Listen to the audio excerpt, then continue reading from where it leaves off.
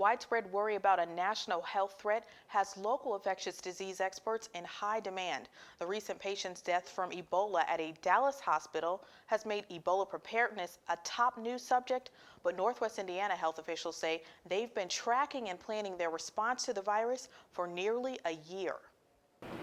At Methodist Hospital in Maryville, new signs hang warning residents to watch for but not worry about the latest outbreak of Ebola virus. And so if somebody comes into our hospital, we have signs available, posted, where please notify one of our staff if you recently visited one of those countries or have had contact with somebody with this disease. And once that information is passed on to us, then we'll start to take steps, including isolation. Methodist Director of Infection Control, Dr. Thomas Sluyan, says regional health officials have been tracking the outbreak since its origins in West Africa in December 2013.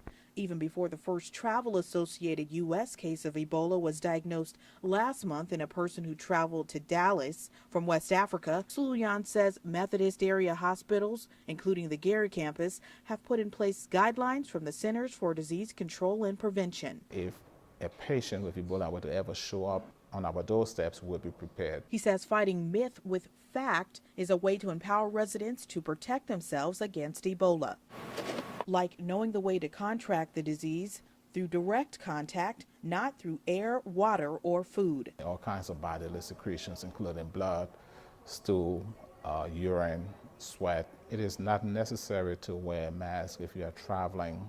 The virus is not spread through that kind of casual contact. And knowing that recognizing the symptoms can curb the spread of panic and pandemic. The person is still not sick, not manifesting any headache, fever, abdominal pain, diarrhea, those symptoms that are associated with Ebola, then the person is not transmitting the disease to anybody. As long as that person is not showing symptoms, then he cannot pass it on to anybody else. This week, officials at O'Hare Airport began screening passengers for fever on a thermal scanner when arriving from Guinea, Sierra Leone, and Liberia. Local officials are in contact with the CDC to get the latest training on the evolving threat. Not only is it a moral responsibility of the United States, but it's the right thing to do because we too are at risk.